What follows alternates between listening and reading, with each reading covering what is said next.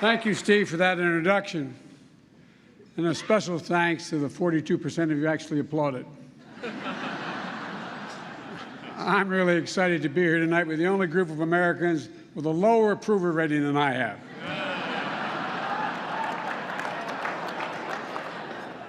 That's hard to say after what we just saw. This is the first time the President attended this dinner in 6 years.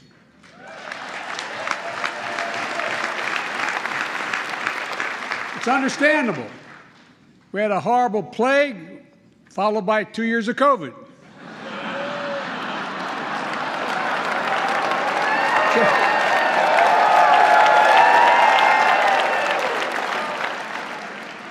Just imagine if my predecessor came to this dinner this year. Now that would really have been a real coup if that occurred. A little tough, huh? But I'm honored to be here at such an event with so much history. It was already referenced. The very first president to attend the White House Correspondents' Dinner was Calvin Coolidge in 1924. I'd just been elected to the United States Senate. I remember telling him, Cal, just be yourself. Get up there, speak from the heart. You're going to be great, kid. You're going to do it well. Of course, Jill is with me tonight. Jilly, how are you, kid? I think she's doing an incredible job as First Lady. The First Lady to continue working full-time as she does as a professor. She doesn't pay much attention to the polls, though she did say the other day, instead of introducing myself as Jill Biden's husband, maybe I should introduce myself as her roommate. I've attended this dinner many times, but this is my first time as president. The organizers had it hard, made it pretty hard for me tonight. Although the good news is, if all goes well, I have a real shot at replacing James Corden. It was great having him over to the White House the other day, just as he announced he's leaving the show. Great performers, going out on top after 8 years in the job. Sounds just about right to me. And it's tough to follow pros like James and Billy Eichner. Billy, where are you again? Where is he? Well, Billy, you're famous for your interviewing skills. Billy, you should know what you're doing, pal. You know it well. And I think you should hope Meet the Press. Maybe they start to watch it again. I've never had to open. I'll never be invited to Meet the Press again. Anyway, never have to open before Trevor Noah. Trevor's great. When I was elected, he did a show and he called me America's new dad. Let me tell you something, pal. I'm flattered anybody would call me a new anything. You're my guy. And folks, it's been a tough few years for the country. There's one reason why it's great to be here again. Everyone at the White House is so excited. I told my grandkids and Pete Buttigieg they could stay up late and watch this show tonight.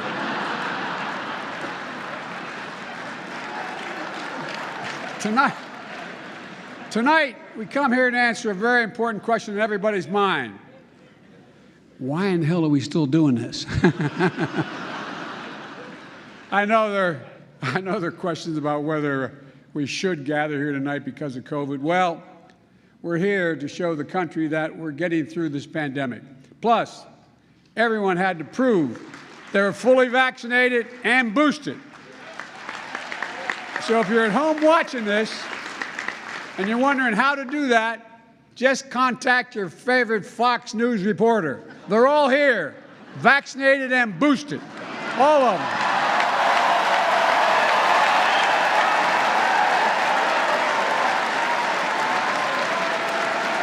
And look, Fox News, I'm really sorry your preferred candidate lost the last election. To make it up to you, I'm happy to give my chief of staff to you all so he can tell Sean Hannity what to say every day. In fact, Ron Klain is here at the CBS table, which hired Mick Mulvaney. Mick on CBS, I was stunned. I figured he'd end up on Masked Singer with Rudy. Amazing hire, guys, really quite amazing. Look, I know this is a tough town. I came to office with an ambitious agenda, and I expected it to face stiff opposition in the Senate. I just hoped it would be from Republicans. But I'm not worried about the midterms. I'm not worried about them. We may end up with more partisan gridlock, but I'm confident we can work it out during my remaining 6 years in the presidency. And folks, I'm not really here to roast the GOP. That's not my style. Besides, there's nothing I can say about the GOP that Kevin McCarthy hasn't already put on tape. You know, at the same time, a lot of people say the Republican Party is too extreme, too divisive, too controlled by one person. They say that's not your father's Republican Party. Ronald Reagan said, Mr. Gorbachev, tear this wall down. Today's Republicans say, tear down Mickey Mouse's house. And pretty soon they'll be storming Cinderella's castle, you can be sure of it. But Republicans seem to support one fella, some guy named Brandon. He's having a really good year, and I'm kind of happy for him.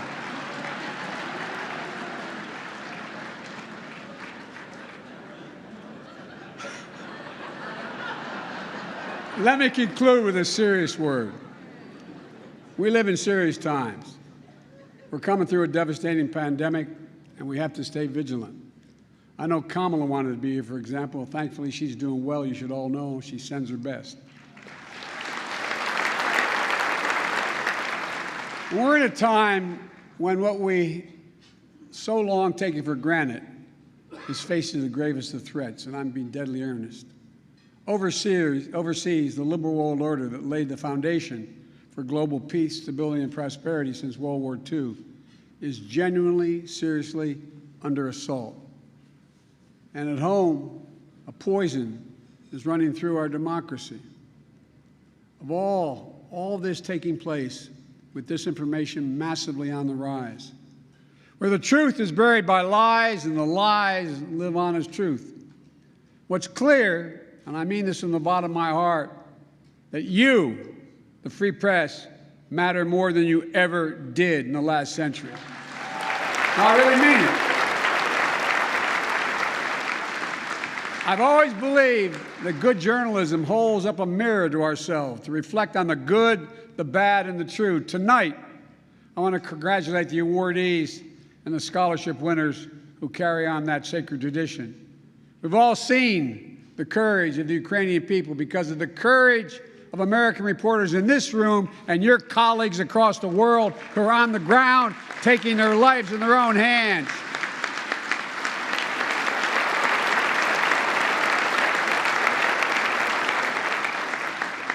And although it's not Ukraine, it's Russia, Mom, I'd like to meet you and Dad to talk about your son. We just saw a heartbreaking video.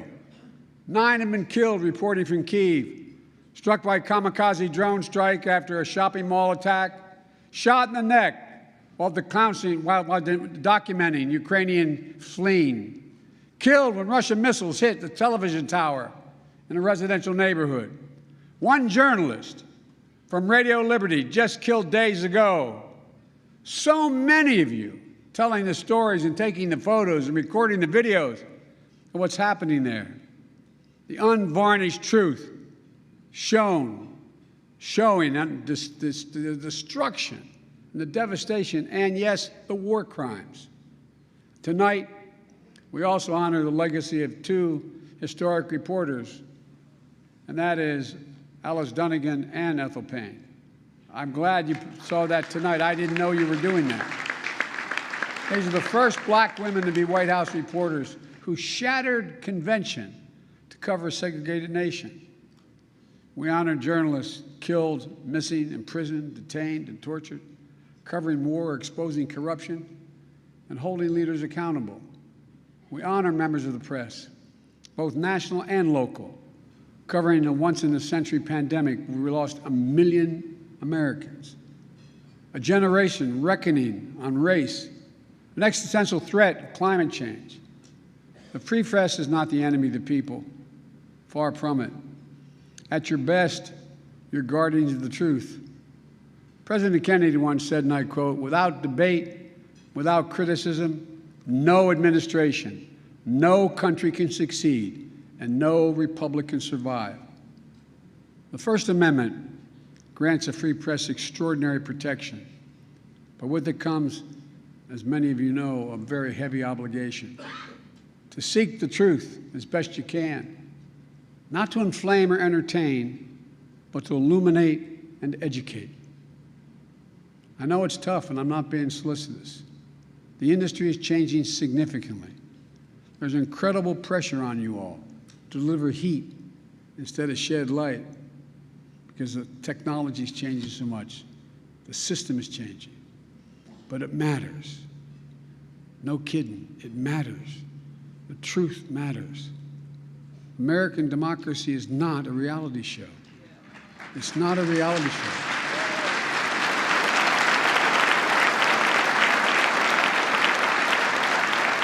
It's reality itself. And the reality is that we are a great country. Our future is bright. It's not guaranteed because democracy is never guaranteed. It has to be earned. It has to be defended. It has to be protected. As you've heard me say many times, there's not a damn thing this country can do when we stand united and do it together. And I know we can do anything we want to do. That's right. I've been around a long time, as has been pointed out many times tonight. But I give you my word as a Biden, I've never been more optimistic about America than I am today. I really mean it. At times of enormous change, it presents enormous opportunities. For despite all the crises, all the partisanship, all the shouting and showmanship, I really know this, and you know it too. We are a great nation because we're basically a good people. And here in America, good journalism, good satire about our leaders, about our society, is quintessentially an American thing. It demonstrates the power of our example. And I honest to God believe it reveals our soul, the soul of our nation. And that's what I'd like to toast tonight. If I may. To the journalists and their families, to the people and the elected representatives, to the United States of America. By the way, Madeleine Albright was right. We are the indispensable nation. Ladies and gentlemen, I'm going to turn this over to Trevor now. Strap myself into my seat. And Trevor, the really good news is, now you get to roast the President of the United States. And unlike in Moscow, you won't go to jail. Podium is yours.